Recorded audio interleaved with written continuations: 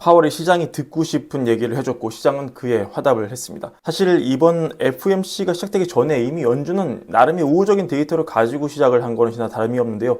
그것은 오늘 나온 졸츠 보고서와 ISM 데이터였습니다. 졸츠 보고서 어떻게 나왔습니까, 여러분? 그렇죠. 3월 구인 건수가 848만 8천 건으로 3년여 만에 최저 수준을 찍었고 저널과 전문가 예상치 대비 모두 하회한 숫자였습니다. 자발적 퇴직자 숫자 2.2%로 쭉 유지하고 있었는데 이번에 2.1%로 내려갔습니다. 2020년 8월 이후에 3년 7개월 만에 가장 낮은 수치였습니다. 이 자발적 퇴직자 비율은 어제도 설명을 드렸지만 이 더 높은 임금과 보상을 지급하는 곳으로 이직하는 사람들이 주로 자발적으로 퇴직을 하기 때문에 잘리지 않고 내 발로 걸어 나가는 거죠. 노동시장의 강함을 보여주는 데 주로 쓰이는 데이터인데요. 이게 내려갔다는 것은 그만큼 노동시장의 강함이 유지되지 않고 있다. 이런 얘기로 해석이 되겠습니다. 다음 이 ISM 데이터도 제조업 데이터가 3월에 잠깐 반등을 해서 50, 기준치인 50을 넘었었죠. 50 이상이면 확장, 그 미치면 침체인데 다시 4월에 안 좋게 나왔습니다. 49.2를 찍어서 전월 대비 1.1포인트 하락을 했습니다. 50 미치면 침체 영역인데 다시 침체로 돌아선 것이죠. 전과 예상치가 49.9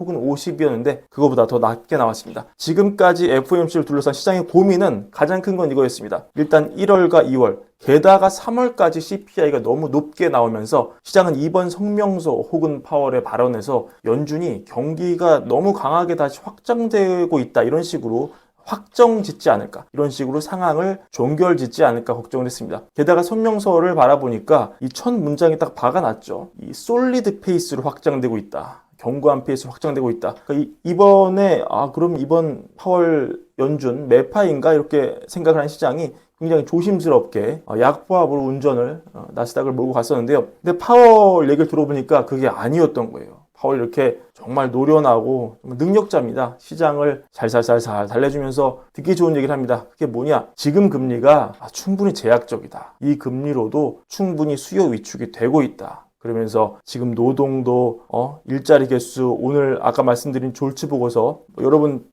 보시지 않았냐? 이걸 인용을 하죠. 졸츠 보고서를 보니까 노동도 둔화되고 있고 퇴사율도 줄고 있고 또 내가 기업 섹터 사람들 회사 얘기도 많이 들어보는데 내가 갇혀서 지내는 게 아니다. 정말 얘기를 많이 듣는데 서베이도 많이 해보는데 고금리가 이미 지금 수준의 금리가 경제에 충분히 제약적이다. 이렇게 얘기를 하는 거예요. 그러면서 완전히 쐐기를 박죠. 비슷한 질문이 여러 차례 나왔음에도 금리 인상은 없다. 지금 금리로도 충분히 제약적이고 금리 인상은 거의 기본 시나리오가 아니다. 논의되지 않고 있다. 이렇게 못을 박습니다. 그리고 이 성장세가 가팔라졌냐는 질문에도 성장세가 재가속되는 그런 분위기는 없다. 작년과 비슷한 수준이다. 이렇게 답을 했고 또 시장의 우려가 반대쪽의 우려가 이 스태그플레이션이었죠. 1분기 GDP가 예상을 좀 밑돌면서 그러면서 물가는 여전히 견조하게 나왔기 때문에 스태그플레이션 얘기가 강하게 한번 나왔었는데 며칠 전이죠.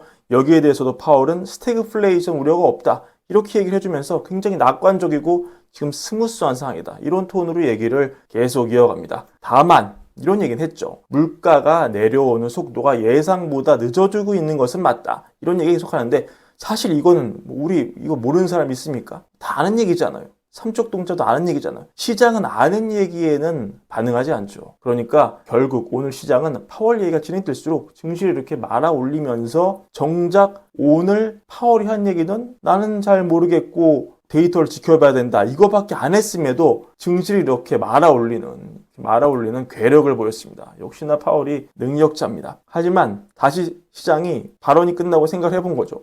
내가 좀 과했나? 아니, 파월은 어차피 다 모르겠다고 얘기했고 파월이 시장 예상보다 조금 덜 매파적으로 얘기한 것인 뿐 알맹이가 하나도 없지 않냐. 물가가 언제 내려갈지도 모르고 군데군데 경제 둔화 데이터도 보이고 지금까지 걱정해왔던 거 일부에 대해서 파월 발언으로 인해서 마음의 위안만 좀 받았다 뿐이지 뭐 하나 시원하게 해결된 게 없는 거죠. 이렇게 현실 자각을 하면서 다시 말아올린 증시가 원상복귀되는 그런 다이내믹한 하루였다고 평가할 수 있겠습니다. 그리고 파월이 오늘 강조한 얘기를 좀 더 살펴보자면요. 여전히 공급 측면에서 기대할 게 있다. 이 발언을 굉장히 강조를 하더라고요. 이 그래프 이거 또 가져오게 됩니다. 이거 여러 번 제가 말씀드리는데 오늘도 얘기를 또 하네요. 여전히 공급 측면의 긍정적 충격이 딘스 인플레를 내는 효과가 살아있다. 공급 곡선이 오른쪽으로 이동하면서 GDP를 올리고 물가 상승률을 내리는 디스인플레를 내는 이 효과가 여전하다. 이런 얘기로 희망회로 하나를 추가했고요. 그리고 주거비 관련 질문이 나왔습니다. 이 디스인플레의 경로. 주거비가 너무 후행해서 이 CPI가 왜곡되고 있다. 이런 우려가 있지 않냐. 이런 취지의 질문이었죠. 파월이 이거를 인정을 합니다. 확실히 주거비라는 것은 지금 후행하고 있다는 것을 강조하면서 지금 아파트 계약이 체결되는 가격을 보면 내려가는 게 확실한데 이게 계약 갱신이 되는 시점에 효과가 나기 때문에 이 효과가 최대 무려 몇 년이나 걸릴 수 있다. 이렇게 얘기합니다. 하지만 결론적으로 이 주택 분야, 주거비 분야 디스인플레가 결국 반영은 될 것이다. 이런 얘기로 CPI가 높은 이유에는 그럴 만한 이유가 있다. 이것도 결국 시장이 듣고 싶어 하는 얘기였죠. 근데 그 얘기를 파월이 공식 석상에서 들려준 셈이 되었습니다. 심지어 파월은 이번 사이클에서 이렇게 주거비가 후행한다는 점을 나도 새로 배웠다. 나도차도 몰랐는데 새로 배웠다. 이렇게 겸손한 모습을 보이면서까지 시장을 안심시키는 데 주력을 했고요. 이런 점도 시장이 환호하는데 동력이 되었다고 생각을 합니다. 그리고 그 외에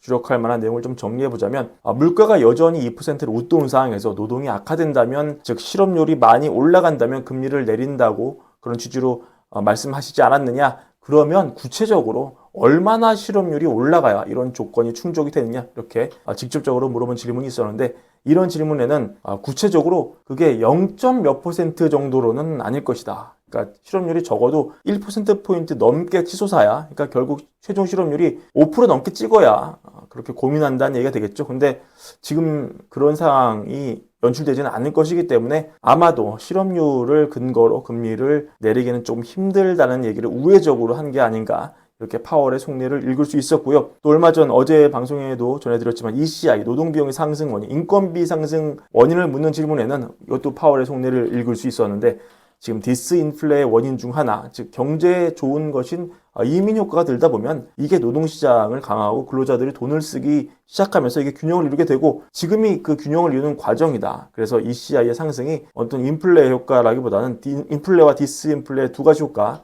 다 고르게 반영되면서 서로 상쇄되면서 크게 신경 쓸 그런 데이터는 아니다. 이런 취지로 얘기하는 것을 볼 수 있었습니다. 그리고 오늘 이제 QT에 대한 얘기가 나죠. QT 얘기. QT 속도를 줄인다. 국제 재투자 중단 한도를 월 600억 달러에서 250억 달러로 축소한다. 이런 얘기 있었고 이거는 시장이 예상하지 못한 보너스 중에 하나로 인식했을 가능성이 큽니다. 왜냐하면 예정됐던 결과이긴 하지만 파월이 지난 FOMC에도 얘기를 했었죠. 하지만 다들 물가에 관심이 쏠려가지고 미처 이번 달에 이게 나올 것이라고는 좀 생각 안 한 것 같아요. 그래서 좋은 그런 발언으로 시장이 받아들인 것 같고 또 하나 연관해서 그 파월이 발언한 내용 중에 중요한 얘기가 저번에 나온 얘기인데 연준 대차 대조표를 국채 위주로 가져가려고 한다. 즉 MBS와 연방 기관채는 점점 줄이고 국채 위주로만 포트폴리오를 짜려고 한다. 이 얘기는 오늘도 했는데 과거 연준 부의장도 비슷한 얘기를 한 적이 있습니다. 이 얘기는 결국 이건 좀 더 봐야겠지만 MBS는 만기가 길기 때문에 만기가 긴 걸 없애고 단기채 위주로 넣는다. 결국 장기금리의 상승으로 이어질 수 있는 대목이다. 이렇게 보시는 게 맞는 것 같고요. 근데 여기에 플러스 오늘 또 재무부의 만기별 국채 발행 물량이 나왔단 말이죠. 근데 이걸 보시면은 사실 전분기와 큰 차이가 없는 상태로 이 단기물 위주로 많이 물량이 배정되어 있고 장기물이 별로 없는 그런 모습이죠. 단기물 위주로 찍어내는 모습인데 결국 재무부는 또 국채 발행 만기를 조정해서 장기물 금리 상승을 제한하기 위해 만기 짧은 거 위주로 찍어내는 이런 모습을 보이고 있다. 그러면 결국은 연준은 장기물 상승을 좀 용인하는데 재무부는 다시 그걸 또 막아내는, 그러니까 연준과 재무부가 정말 아주 환상의 콤보를 보이면서 경제가 쉽게 취약해지지 않고 어느 만기 금리가 쉽게 튀어오르는 것을 허용하지 않고 환상의 균형을 이루면서 위태위태하지만 경제가 이렇게 잘 굴러가게 하는 그런 모습. 게다가 오늘 또 유가가 크게 빠지고 진영학적 이슈였죠. 또 오늘 투기적 열풍이 아마 한몫하지 않았나 싶은데요. 이 코코아 소물 가격이 정말 녹아내리듯이 떨어지면서 최근 보였던 원자재 가격 급등도 약간의 어떤 그 위안을 주는 일부 투기 세력이 손을 털고 나가는 모습을 보여주는 그런 모습 보이면서 시장이 한층 더 위로받았다. 높은 물가를 전망하는 심리 한 축이 완화됐다. 이렇게 정리할 수 있겠습니다. 자, 오늘 브랜비어는 이렇게 정리할 수 있을 것 같고요. 오늘 영상 좋으셨다고 생각이 되시면 구독과 좋아요 꼭 부탁드립니다. 월과 월부 채널에도 더 많은 사랑을 부탁드립니다. 감사합니다.